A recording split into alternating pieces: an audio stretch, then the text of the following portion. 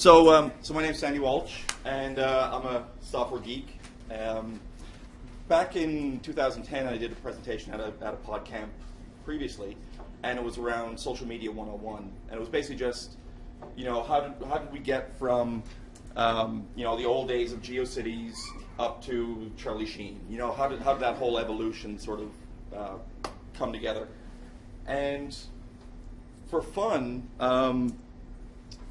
I was talking about one of the problems that you face with searching in social media is that if you go to Google and you type in, find me a hotel in Manhattan, you get 15 million results back. And that's a bug, right? You should get one result back. But the question is how do they get that one answer? And the way they do it is they want you to tell more about yourself to Google. So they know, oh, that's Sandy. I know what he likes, I know what he doesn't like, so I can get the best result. So that's a bit of a trade-off in giving away information about yourself. We call that your digital exhaust. These are the things that you do that you don't even realize that you're doing. You're typing it into a search engine, you're filling in forms when you sign up for a new account somewhere. So then for fun, at the end of it, I put on my tinfoil hat and just started thinking about, where does all this stuff go down the road? You've got all this digital exhaust you've been giving out and all this information you've been giving away. What are the ramifications of it? So one of the things that you see is facial recognition. Your iPhoto stuff is really good at it. Picasa is really good at it. Facebook is getting it now. So as soon as you've got a digital photograph, you can pretty well find out who it is. Take that, add Connect to it. So Xbox 360. Now you've got a 3D model of every person growing up. Kids from 5 years old all the way up through. You know how long they were sitting in front of a TV, if they're gaining weight, if they're losing weight, how active they are, height, weight, everything about it. It's being collected. Being sent up to Microsoft. Devices, as we see them, are disappearing. So cell phones, all the stuff is getting smaller and smaller so that your devices will just be part of you all the time. Put your hand out, that's your display. You can interact with it. But in order to get that, you've got to have cameras on everything all the time. So you're always recording, you're always looking at stuff. So that's more data that's being collected. In the idea of convenience, right? Because I don't want to carry a cell phone with me or a laptop or whatever. I just came back from CES in Vegas. Every TV is coming out with more cameras on it. Everything's being tracked. CCTVs, everywhere you look around, there's probably a few in the room here watching what we're doing. Your cell phones are blasting out information all the time on your locations, even if you don't have GPS services turned on. Everything's being sent up to your cell towers. This all gets collected, is what they call big data. This is actually a Facebook data center. So they don't just serve, this is not just serving up timelines. This is crunching the data and finding out what you like and what you don't like. They have a heat map that shows the world in real time, what people like, what they don't like. So, blue to red for sentiment in the world, based on just on your status messages.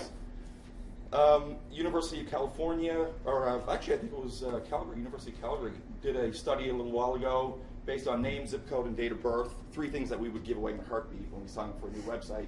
You can pretty well locate any person in the US to about 80-degree, actually North America, within about 80% accuracy, just from those 3 things. So imagine what you can get from a full Facebook profile. So the whole idea of Minority Report, if you saw the movie, and he walks in with the new eyeballs, and he goes into the Gap and says, how are the pants? That's not that far away. That's actually pretty close reality. But actually, it's not that bad. I mean, if we get a better shopping experience or something, people don't really mind that so much. The problem gets in when you get into things like the Freedom of Information Act. So anything that's collected by the government can be sent out to all these other groups. So what happens when the insurance companies start to get involved with this? So now all the data that's being collected, if it was collected by the government, people can request it and get access to it. So that's got some ramifications. You see me come out of a bar at 2 o'clock in the morning on some CCTV camera to do my insurance rate change. So for fun, I was asking people, if you could get a 50% discount on some service, like insurance or whatever, would you give a DNA sample? Now that's a radical extreme, but it's not that far removed from what you do with a social media site already. You say so much about yourself already. So then this was all based on the presentation a couple years ago. So at the end of it, and this was like I say, tinfoil hat, sort of, just thinking out loud type stuff. And at the end of it, I sort of left people with this thing. You have a choice, right? you have to make a decision about what you want to do with social media. You can keep doing it and sharing all your data out there and let the chips fall where they may, or you can go off the grid, live in a shack, and just, and not be seen. It's kind of hard to see that, isn't it? It's getting washed out. So that's kind of sad. It's kind of a depressing sentiment when you realize what's being collected and there's really nothing you can do about it. So when I was talking to people about it, I sort of felt that I sort of gypped people on it because I didn't give any solutions to it. So I didn't present last year, but I did have a good year of talking to people about the problem. And what do you think about this? And what do you think about privacy? And the sentiment is pretty consistent. Everyone thinks that privacy is a big thing. They're concerned about it. Generally, no one knows what to do about it. So hopefully, this will make that a little bit better. This is the thing I hear the most, but I don't do anything dangerous. I don't post anything that's going to get me in trouble. Let's talk about it, and we'll see if that's something that you're concerned. And it's probably right. I mean, it's probably not a big deal anyway. So the big issue is you have the right to remain crafty. Being anonymous is an important part of the internet. That's something that we need to have. We need to be able to discuss stuff without the ramifications of it to a certain degree down the road. We don't want to worry about saying something now that 10 years down the road is going to get us in trouble. So there's good guys and bad guys. So these are the good guys. Any Reddit people here familiar with Good Guy Greg? Okay. So anyway, the good guys, and I say quote good guys, these are the Googles, the Facebooks, the big companies that are collecting our data, and they generally promise not to do anything bad with it. They try and watch out for us. Service providers, all the rest of it. I'll talk about that more in a second. Then you got the bad guys, scumbag Steve. So you got the bad guys, and these are the key loggers and the viruses and stuff that get installed on your systems. Now, both of these groups, if we look at the original Google problem where you type in a hotel in Manhattan and you get 15 million results back, they're both trying to get the same thing. They're both trying to get us to tell more about ourselves. So you've got this tug of war going on between the good guys and the bad guys, and we're in the middle of it because we're all giving out information about ourselves. And they're both really happy when we do that. So we'll talk about the good guys first. So Facebook and Google, they're the big ones. Those are the ones that we understand the most. They've historically had a pretty clear delineation between their services. Facebook always created demand, so if you didn't know you wanted something, Facebook was the one that could give you that demand. So the new pair of shoes that you want to buy, the movie that you want to go see, that's what Facebook does really well. Google fulfills demand. If I know I want to go see a movie, it can tell me all about it. But now those lines are getting blurred, right? Google is starting to get more into creating demand, and Facebook is getting more into fulfilling demand. I get a much better result if I type in over here, can someone recommend a hotel in Manhattan? And the reason, the way that they're doing this is with our social graph.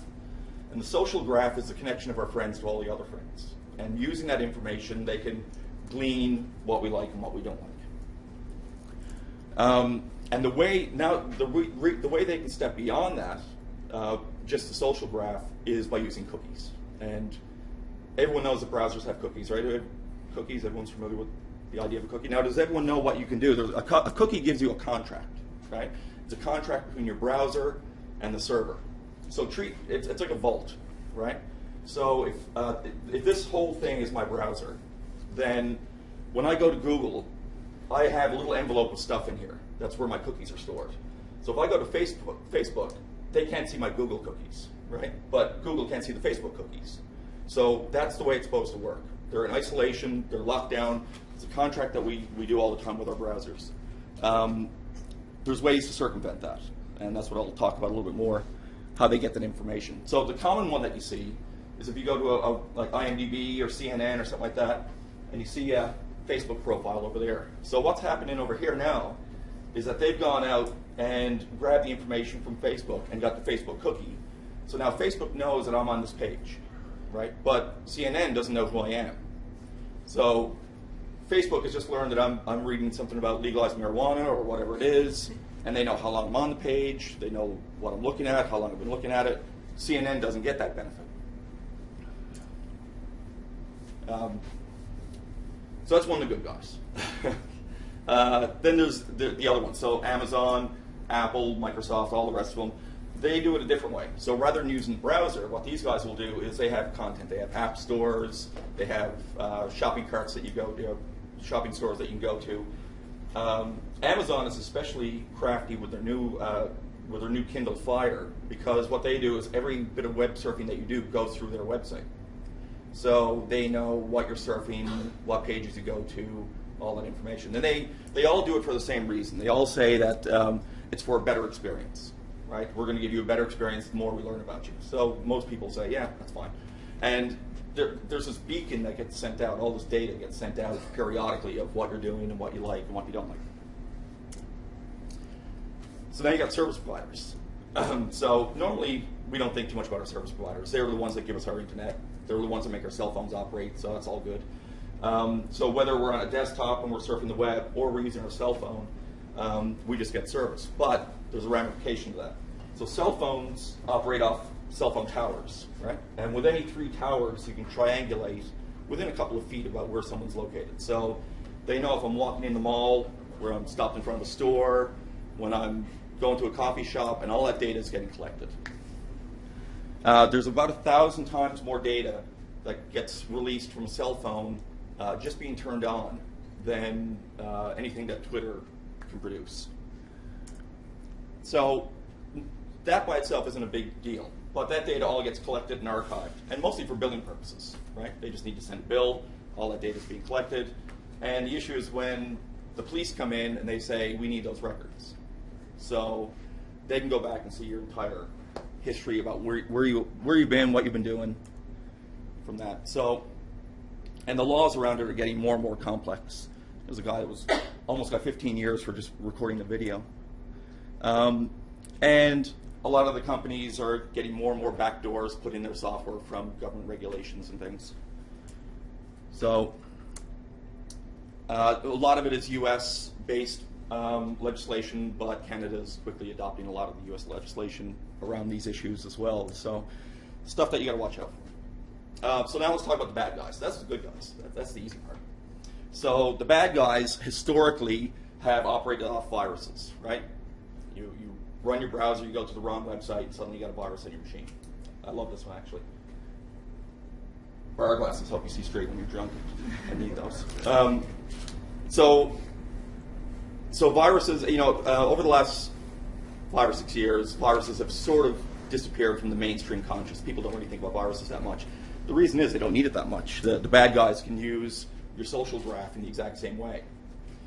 Because really what they want to do is they want to do identity theft. They want to get into your bank accounts or whatever by looking like you. And a social graph is a great way to do it. And additionally, they can use applications. So now your friends are using applications in Facebook or whatnot. They get access to your social graph, your profile. They're essentially getting your identity. And I'll talk more about that afterwards. It's actually a tricky little thing. The other thing is fake profiles. You get friends come in and say, hey, I want to sign up and be your friend. And you go, oh, I know that person. And you look at the picture, and the picture looks like your friend. And all the tweets and the status messages look like something they would say. But it's a clone. It's a complete ripoff. It's just someone who took the photos, took the status messages, and signed up, and it's a bad guy. So you have to be able to recognize the good guys from the bad guys, or the fakes from the reals.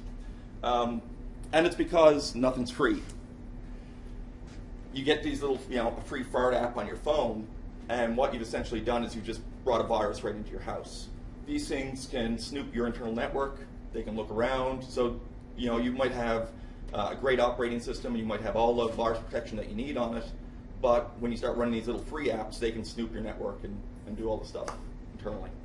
And then they can broadcast it back out to the mothership. And does that mean that if you're paying for them, they're not going to do that, or does that mean nothing? No, it doesn't really mean anything. I mean, you just free apps. No, that's right. That's the majority of them. But yeah, anyone could do it. So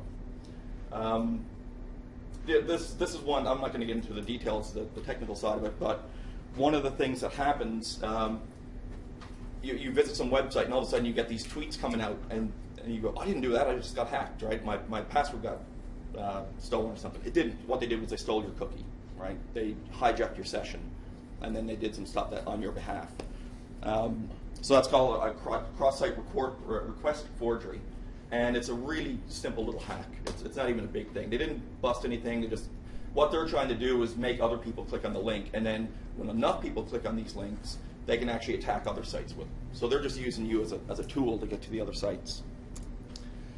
So that's all horrifically scary, and now you're terrified to use your computers anymore.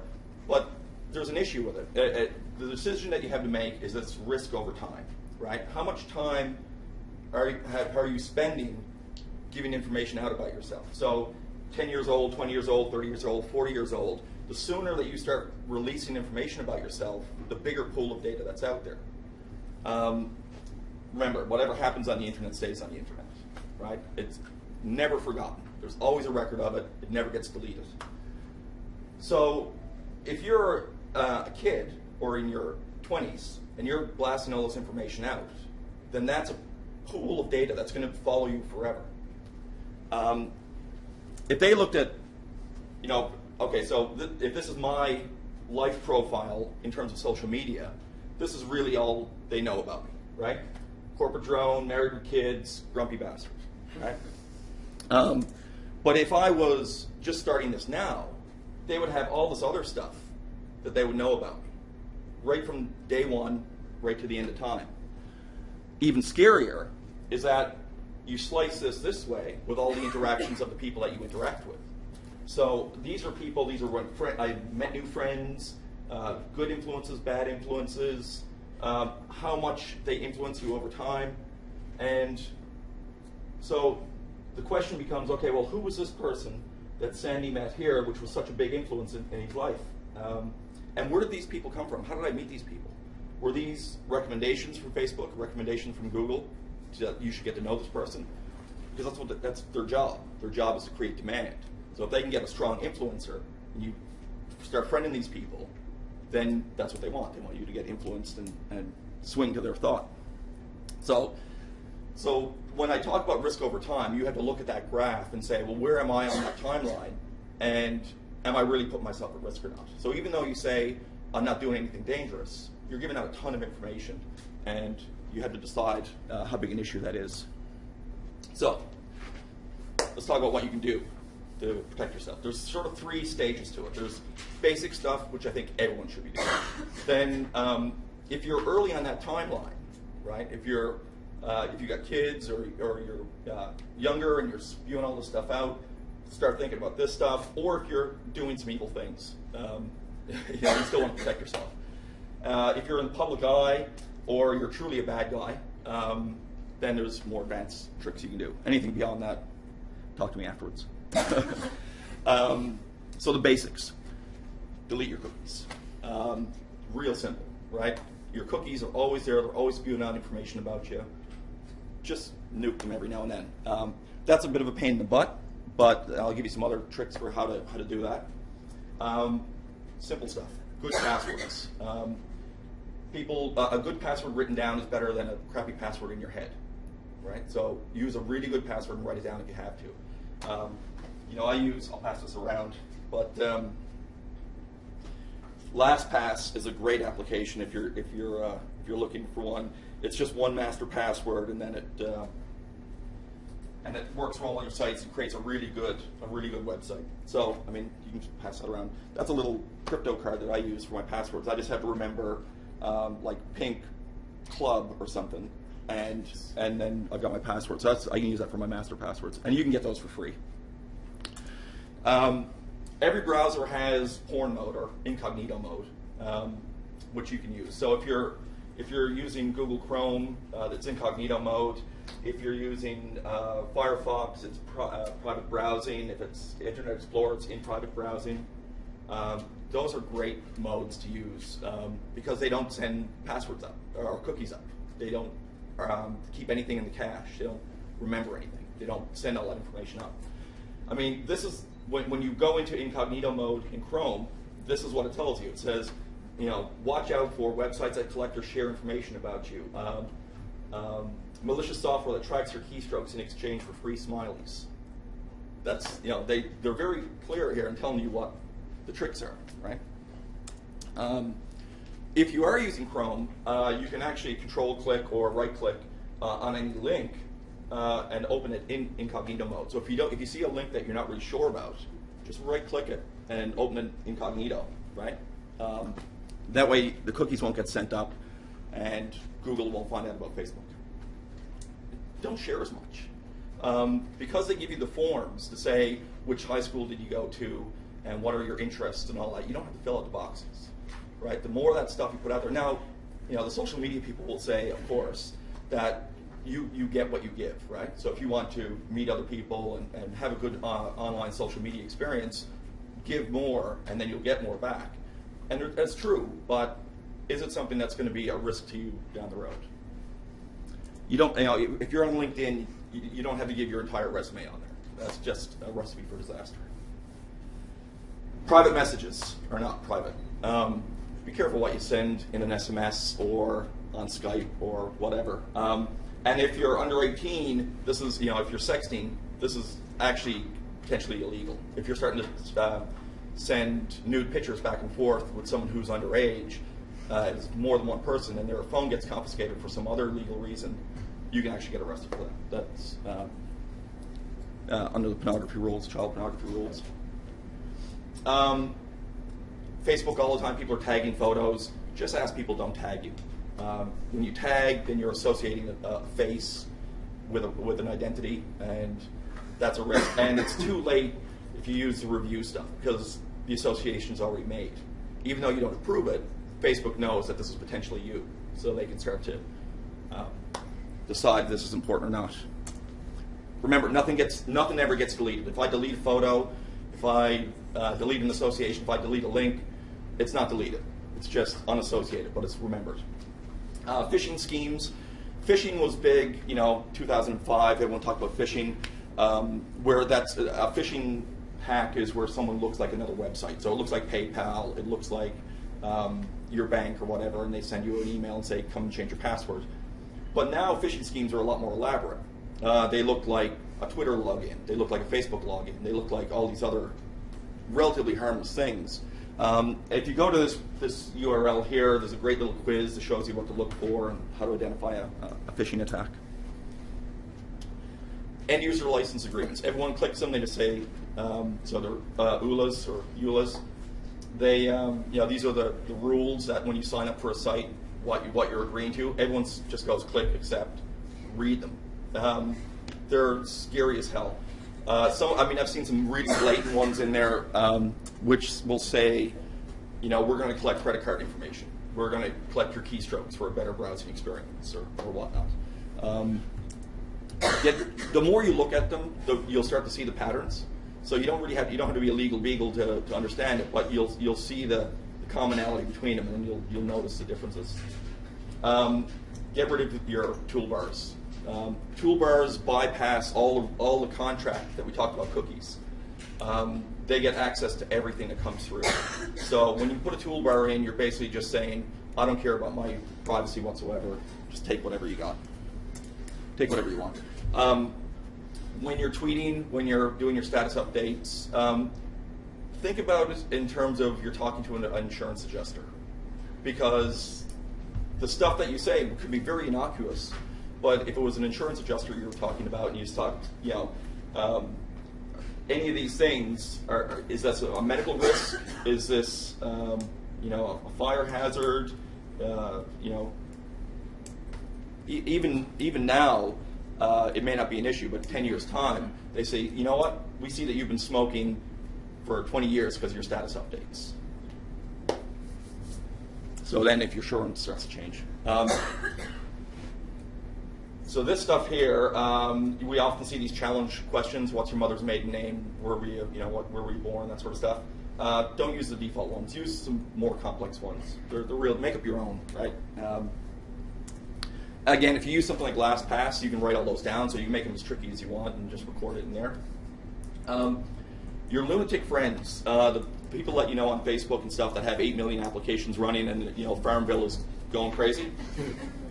Those are really dangerous. I'll show you. This is a really interesting little exploit that goes on. So let's say this is someone's profile, and she's got a whole bunch of different friends, and she's got her boyfriend or her employer or her nephew, all these different people, and she's she's a good social media person. She keeps them all in different groups, so there's some segregation there, so the employer can't see about the party last night or whatever. All your statuses are kept separate, but they all play Farmville. Now Farmville gets access to her profile from every angle. So now Zynga, the company who makes this, now knows her from everything, every different approach. So even though she's locked down her profile, this company knows everything about her. Which gets into the other part. Just lock down your visibility settings. It doesn't really mean a whole lot. I mean, I think privacy in Facebook is just a complete farce anyway. But just do it. I mean, it's better than not having anything. When you get a friend request, have a good look at it. Really find out if there's two issues here. One is the Farmville one that I just talked about. Is the person that's trying to friend you a lunatic? Just look at their profile and see how many applications they have.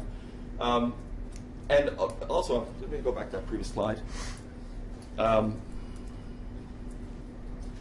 If you've got too many of these, think about just creating a new profile, because you've basically given up all that information anyway. But what you can do is you can stem it for the future, right? So you're not echoing out all the time down the road. Like I said, that your issue is your timeline. How much information are you giving out over time? So after a while, you can just declare privacy bankruptcy and just say, I'm going to start again, right?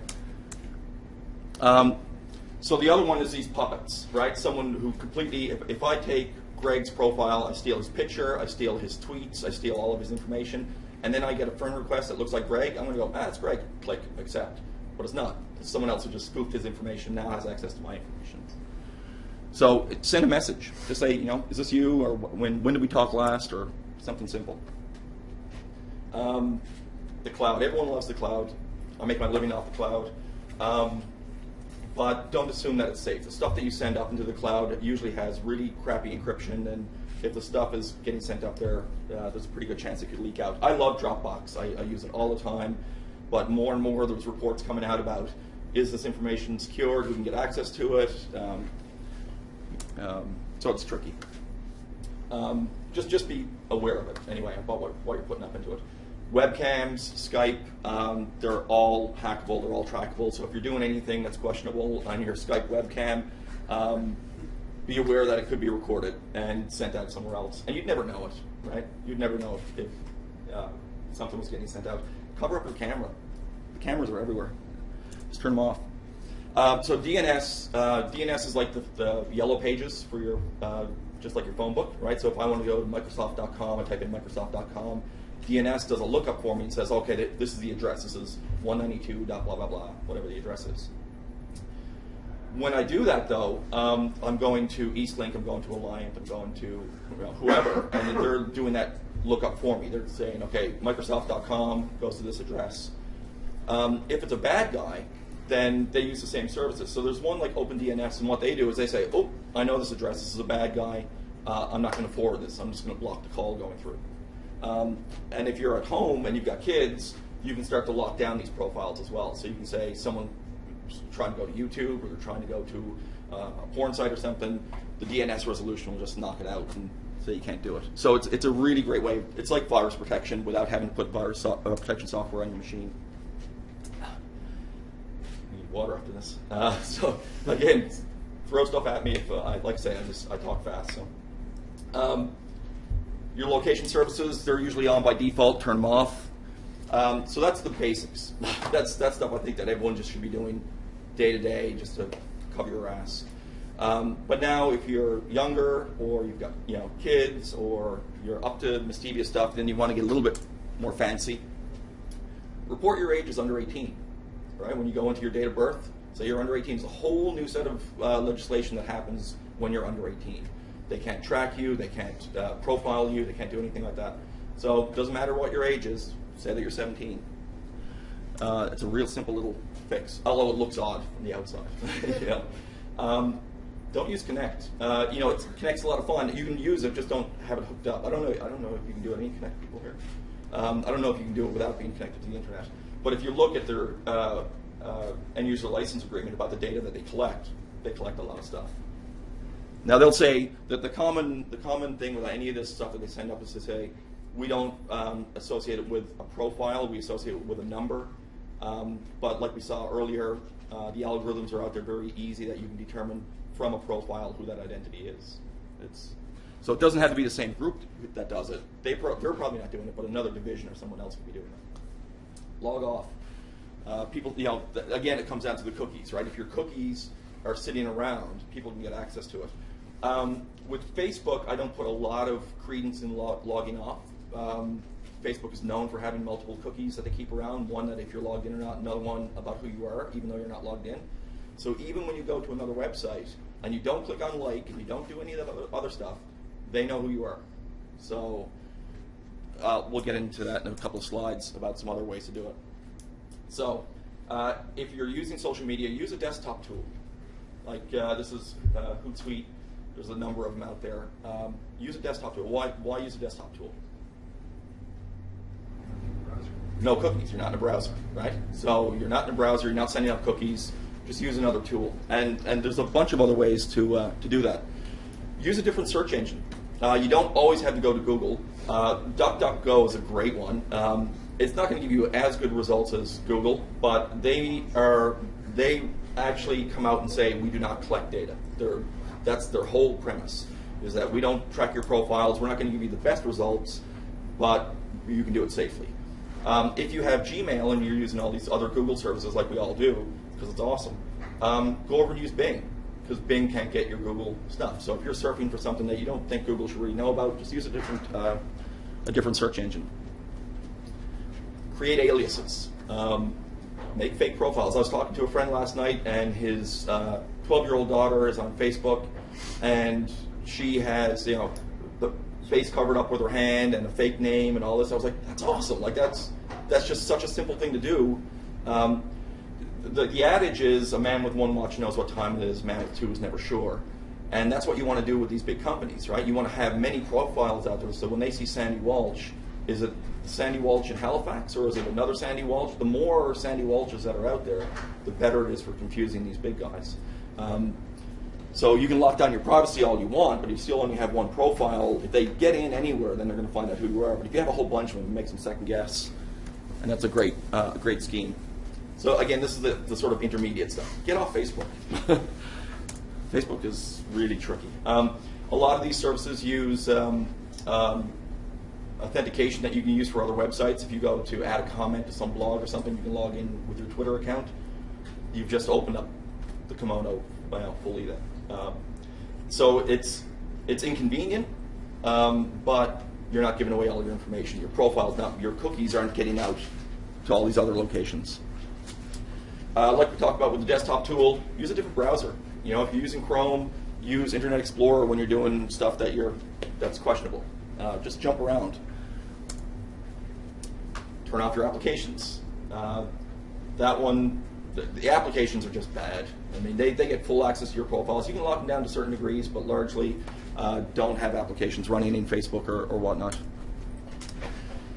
The cloud, I mentioned be hesitant about using the cloud. The other issue about using the cloud, though, and I got to be careful with this. I mean, this is what I do, but the other issue with the cloud is that you get locked in. All your data starts going up to one service. I mean, if everything's going up to Flickr, everything's going up to Google, then you're sort of stuck with that. Look for data portability. Can you get your data in and out of it easily? So if I don't like Flickr anymore, can I move over to Picasa? Can I go over to some other site? Can I take it out of there? If you can't take your data out of a service in the cloud, you're setting yourself up for a lifetime with them. All right, so that's intermediate. Now if you're really up to no good, use a proxy anonymizer. So a proxy anonymizer is before you hit the public internet, you hit this other site, and it makes your IP address, the address of the machine that you're using, just look random. So no one can know that I'm on Eastlink out in Waverly. So these, you generally pay for these services. They might be $10 or $20 a month, but they anonymize your IP addresses and you don't look like anyone else. Great if you're downloading movies. Virtual machines are programs that you run on your desktop, and you can run an entire other operating system within them. So it's like a little sandbox. So if I'm running running Mac OS, I can run Windows inside of on that laptop as well. And within that, I can that's a little sandbox. I can do whatever I want in there and know that it's not going to get out to the other places. So if you're really starting to get into mischievous stuff, think about doing that. This is a hard one. Everyone loves Gmail, everyone loves Google, but once you start using their services, you're really giving them a lot of information. It's a tough one. I use Gmail all the time. I don't think I can give it up. In your home, I counted that I've got probably about 22 devices in my home that are connected to the internet. And that's pretty common for a lot of people. Segregate your network.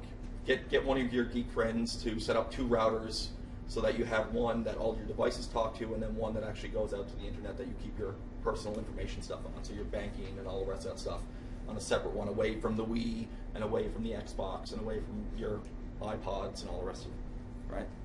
Have 2 networks. Turn off your cell phone. The cell phone is just constantly spewing out stuff about where you are.